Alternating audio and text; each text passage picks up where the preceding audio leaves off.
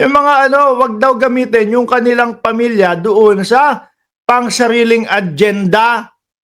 Diyos ko kayo diyan, naku, ano na nangyari sa inyo? Meron ako nabalitaan, si ganito, kaaway si ganyan. O, parehas DDS. Si ganito, kaaway si ganyan. Si Torny, kaaway si ganon. Eh sila-sila hong mga DDS, nag-aaway-away na. Ano ho nangyari sa kanila? O ngayon, ito naman, hinggil sa mga umano'y nagsusolisit sa ngalan ng pamilya Duterte. Naku, meron akong kilala, laging ganyan ha. Everyday ho no? Merong, magbigay tayo ng ganito. Merong mga ganon ha. Diyos ko, tigilan nyo daw yan, At nadadamay sila. Eh, mayayaman tong mga to. Sabi nga ng dating Pangulong Duterte, di ba? Ano sabi ng dating Pangulong Duterte?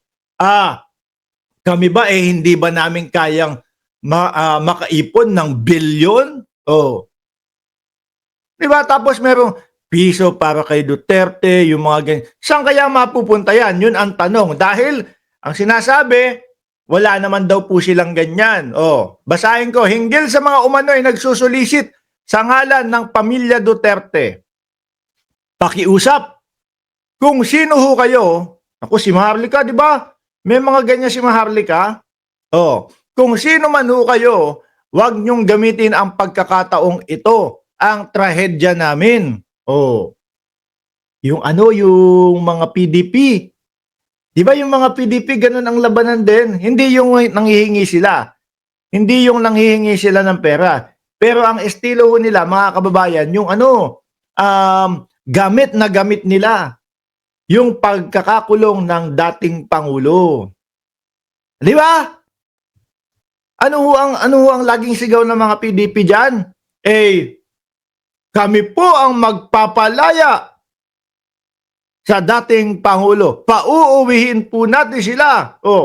Let's bring him home! Sabi nga ni Ipe Salvador, mga kababayan. Pero ayun, hanggang ngayon, nandun pa din. Hindi nila masabi doon sa kanilang mga taga-subaybay, taga-suporta, no? Na 8 taon kung sakali na uuwi ang dating Pangulong Duterte. Kasi ganun kahaba yung investigasyon at yung trial ng dating Pangulo. Diba? Tapos ngayon, ito may mga nananamantala pa ngayon nang hihingi ng mga piso-piso. Saan kaya pupunta yung pera na yan? Panigurado naman, hindi naman mapupunta o mahahawakan ng mga Duterte yan. Bakit? Sila na mismo ho ang nagsasabi, wag niyong gamitin ang mga Duterte. Wag niyong gamitin yung kanilang trahedya. Di ho ba? Pakiusap kung sino man ho kayo. Wag niyong gamitin ang pagkakataong ito, ang trahedya namin. Kung kayo ay sadyang nangangailangan sa buhay, nako, parang awa nyo na po, huwag nyo pong gamitin ito. Correct. Sabi ni Maxip, bakit kaya hindi yellow paper ipaikot nila? Pangkape lang nila, papiso-piso na yan. Sabi ni Alonely TV. Diba? Talon, Cyril, shoutout sa'yo. Dahil kami bilang pamilya, si BP Inday, si Congressman Pulong, si Mayor Baste, hindi kami hihingi ng tulong o pinansyal na tulong sa ibang tao. Kami no? Kung kinakailangan umutang, yun ang gagawin namin. Tsaka eto meron pa ang vice-presidente. 'Di ba? Meron pa yung kampo nila diyan. Na mahirap talagang paniwalaan niya piso-piso. Bakit Kasi 'di ba humihingi sila ng tulong pinansyal doon sa ICC. Ang gusto nilang sumagot doon sa gastos. Sa gastos ng dating Pangulo ang ICC. Sabi ni Akinto, ayan may pa-warning na si Madam Hanilet. Baka naman may mabudol pa na DDS sa solicit na. Yung pong mga DDS kasi, hindi marunong mga magbasa yan, hindi marunong tumingin doon sa kaliwat ka ng mga balita. No? Basta narinig lang nila, so yan na sa kanila yon. Ayos na sa kanila yon, mga kababayan. Hindi na nila, totoo ba to? Bakit nanghihingi? Sino kaya may pakana nito? Baka nambubudol na naman ito. Ganun lang sila. Di ba? Tingnan mo. Yung no remittance nila natuloy doon sa ibang mga ano. Natuloy, di ba? Yung mga no remittance nila natuloy, mga kababayan. Saan? Doon sa mga kababayan natin na nandoon po sa Qatar. Oh, sino tutulong diyan? Gobyerno ng Pilipinas. Di ba? Tama si Namakasi, Namekasi, Minato, Port Hokage. Pang-apat na Hokage ka pala, ha?